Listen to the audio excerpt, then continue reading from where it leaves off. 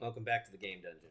And today we discuss a topic that has gone on through the ages of video gaming, the console war, starting back in late 80s, mid 80s, Atari, Nintendo, Sega, to today, Nintendo, Sony, Microsoft, Xbox.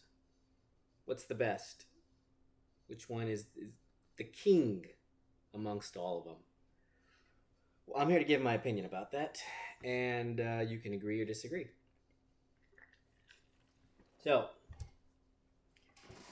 let's start off with a little bit of history.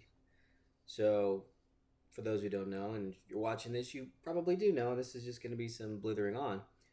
There are more than one company. There is more than one company that makes video games. Specifically, makes video game consoles. Now, what's a console? It's the platform in which you put your games in and actually play the game. So we have back here a Nintendo. There's a Xbox 360. There's a Sega Genesis. Those are consoles. And in the capitalistic world, we have competition, and each of them trying to strive for the greater market share and be the dominant console in the houses of whatever country they're selling their console in the world. Uh, for me, I've never been a this console is best kind of guy. It's just hasn't been me. And the only reason I can think of that is number one, I can I think critically. I think that's a helpful tool. And number two, and probably more importantly, is the historical nature of how I've had games. So, I started out with a Sega Genesis. That wasn't my choice. That was a toy that my parents gave me and my siblings, and how we ended up with that particular console, I don't really know, but I liked it a lot. I like Sonic the Hedgehog. I love playing those games. That broke, and then we got a PlayStation, and I don't know if I wanted it. It could have been me, but we got a PlayStation, and I like the characters on the PlayStation, the Crash Bandicoots, the Spyros. Didn't really play too much Metal Gear Solid, but playing those kind of games. At the same time, went to my grandmother's house. There was a Nintendo there, an NES, and I learned to play Mario, and I loved those characters and all the Nintendo characters. So I had a background where I got to actually enjoy multiple platforms, and pretty blessed about that. So as time went on, you get older, you become a kid, you have your own ideas, you decide, hey, I want this one. Now I want to choose my own console. Which one do I want? Which one is me? Am I a Mario guy, or am I, let's say around 2001, am I a Jack and Daxter kind of guy? Do I want to play those games? Or this newcomer Xbox, am I a Halo guy? Do you want to play Halo? Halo looks cool. So at the time, I chose GameCube. Didn't have an N64, and after that generation passed, I wanted a GameCube, and I got a GameCube, and this is the one I have. I don't know if it's our original, but it is one of the first ones we had as my family. I managed to actually, luckily, keep that sucker, and I became infatuated with Mario characters, even to a higher degree. There's favorite games. We have Mario Sunshine, Luigi's Mansion, Custom Robo, even third-party titles like Tak and the Power of Juju, stuff like that. Those characters were at home with Nintendo, cartoony, child-friendly, and I enjoyed that. I had friends though, and they didn't. They had GameCube, but they also had other consoles. They had PlayStations, and one friend of mine had an Xbox, and I got to touch those and play those and get an idea about those consoles. And there was games on there I wanted to try too. I remember Jack and Daxter. I was looking at a video game magazine. I didn't have a PlayStation 2 until the generation had already passed, and I'd always want to play Jack and Daxter. It was so cool. It was like Crash Bandicoot Plus. It was by Naughty Dog. It looked really, really awesome. To be just as simply as that, it was awesome looking. And then there's Ratchet and Clank, and those characters looked awesome, and I really wanted to play those games. And eventually, we did get a PlayStation 2, and ridiculous amount of PlayStation games I got. I think I got even more PS2 games than I had GameCube games at the end of the day, and that's just a testament to the diverse library of that console. But at no point, even at that stage of life, when you can be very kind of single-minded and closed-minded, was I ever. No, Nintendo's best. GameCube is number one. PlayStation sucks. Xbox sucks. As far as I recall, at least. I mean, maybe I was a little asshole, but as far as I knew, I don't think I was that way. Um, and so that brings us to, as a teenager, high school era, we have the Xbox 360, we have the Wii, we have the PlayStation 3. And which of those appealed to me? I mean, that stage of life is very developmental. You're more trying to be adultish, maybe less kiddish stuff. And everybody wanted a Wii, and we got a Wii, and the Wii's dope. I mean, don't get me wrong. I mean, it's the reason why it sold so well. But for the Wii, to me at that time, I still even think this today, is more of a. It's like a VCR. It's like a DVD player. It's like something to put in your house. At least at that time. I don't think nowadays now so much, but at that time it was everybody had one. You had to have one. Even your both my grandparents had a Wii. They still do, I think, have a Wii. Play some Wii bowling, and it's just it's family friendly. Anybody can pick it up and learn it, kind of thing. And because of that, it has a bunch of what I think what they call shovelware. Just a bunch of trash games that they just toss on there. And so that became less attractive to me, especially when the 360 came out. And man, the 360 was ridiculous. The 360 still is, in my opinion, one of the best consoles that ever came out. And its library was gigantic. So many awesome third parties, so many dope first party titles. Just multiplayer, Gears of War, Halo, big Halo launches, big Gears of War launches. Those are the things you got crazy about back then. Seeing those trailers, early internet, early YouTube, just watching that, it was a time. It was dope, and it was a great console. And at that time, 360 was my thing. I still played Wii for Smash Bros. I love Smash Bros. And anytime I've been buddies over, we'd play some Melee Brawl, some Super Smash Brothers Melee Brawl. But it just wasn't, I think, as far as I recall, my primary console in terms of games I played. And my 360 library up there, I think, is kind of speaks for itself. PS3 I didn't have until I think the generation was over, just like PS2. And I never had an Xbox, original Xbox. I didn't mention that until recently. But PS3 was very cool. It had some very unique titles that were only there. But in my opinion, it was not my console. And I don't think at that time I was at PS3 sucks. I mean, especially at that time, I think it's like maybe even slightly more immature as a teenager. You talk shit on the internet. You troll people. You don't really give a crap about the consequence of it. And until you learn better, right? So I still don't think I was a very much one is best. So the last two consoles generations, I was at pretty much college or in adulthood, so not too much important at that point. So overall, for me, to kind of summarize, no console, I think, in my opinion, is the best overall, or no console maker, except for this generation. I think this generation has been the only one where I could definitively say there has been a loser console, a loser company. It's not Nintendo. We know that. The Switch, I think its sales are almost to how much the PS2 is, which is like the best selling console of all time. The Switch is amazing. You can't get any other games for the Switch on any other platform. It's only on Switch, and the Switch has everything. Almost everything that comes out besides super specific first-party Microsoft or Sony titles go to Switch. So the library is ridiculous, and there's so many fun games, indie games, mainstream games. It doesn't need those ridiculous high graphic AAA style games because the quality of the gameplay, Nintendo style, and their third party companies They just know. I mean, there's not say every game on Nintendo Switch is a fucking is a triple A is like a banger is the greatest, but it's got a huge library, and it's not Sony because the PS4 and PS. We'll start with the PS4. PS4 did super well, super great games on the PS4.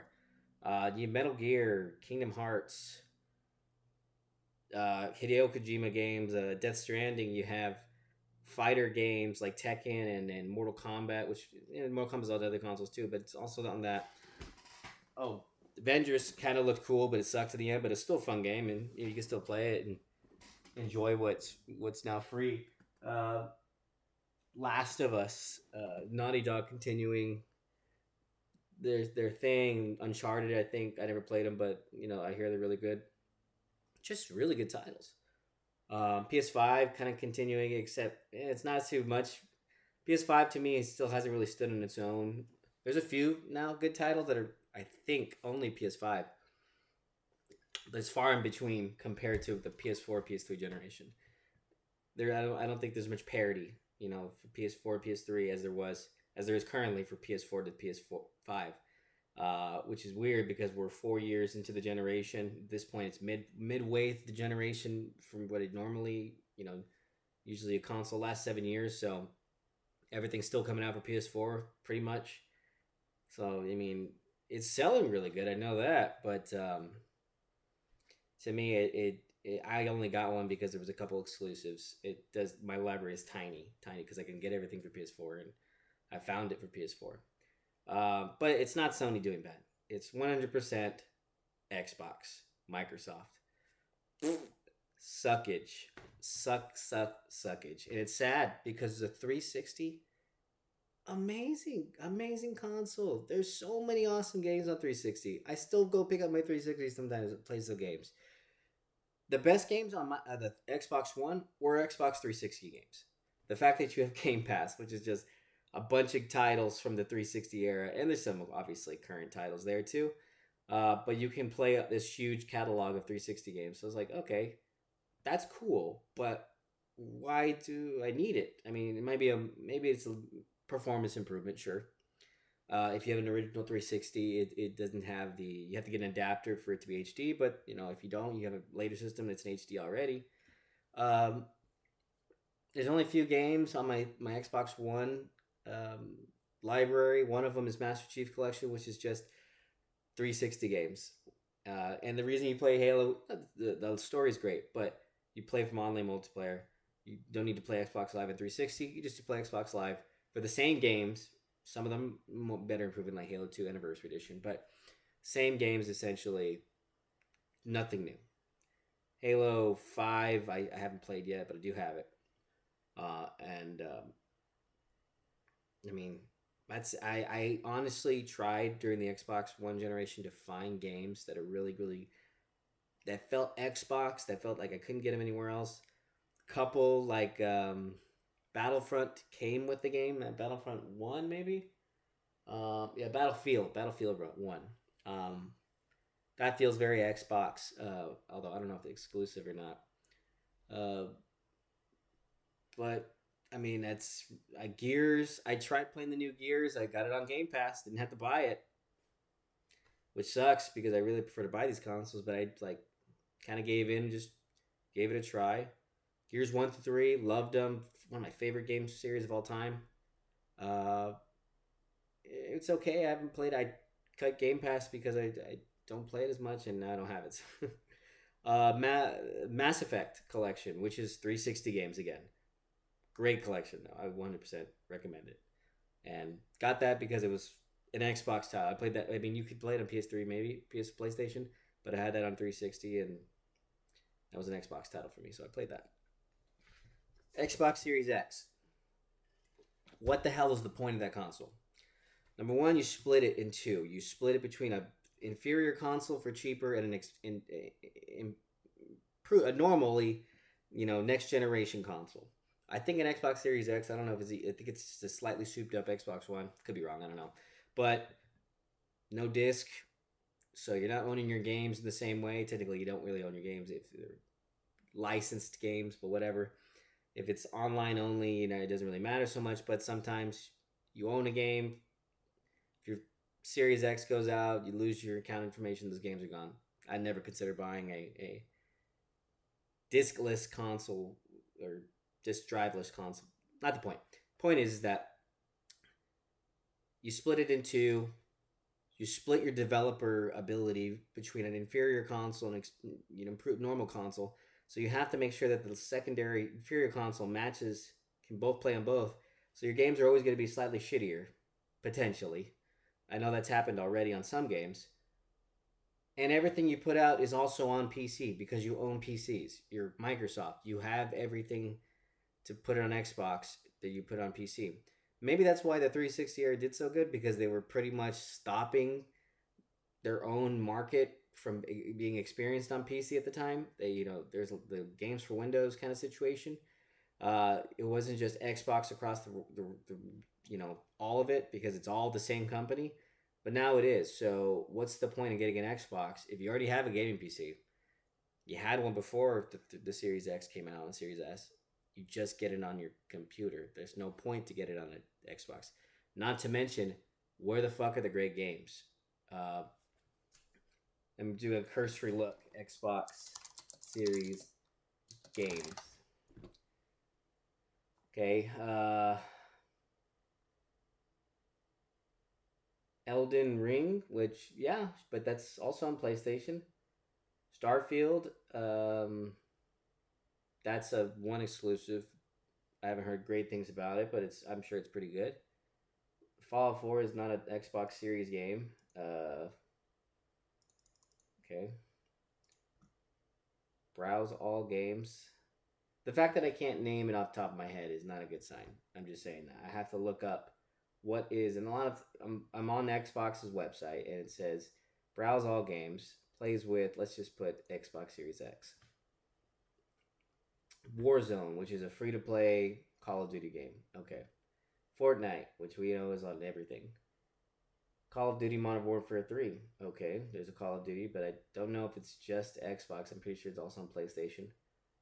Fallout 4 on Game Pass. Fallout New Vegas on Game Pass. Old games. 360 games. Okay, there's 2K4, so a basketball game.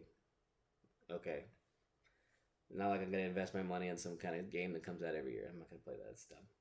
And it's like less than it's like, let's see, 1, 2, 3, 4, 5, 6, 6 rows and one extra game. Baldur's Gate 3, which I don't even, that took forever to come out. PlayStation and PC, which is great versions. So they don't have any games. Nothing that's just you can find on Xbox and you're just going to play on Xbox. I'm pretty sure Starfield's even on PC.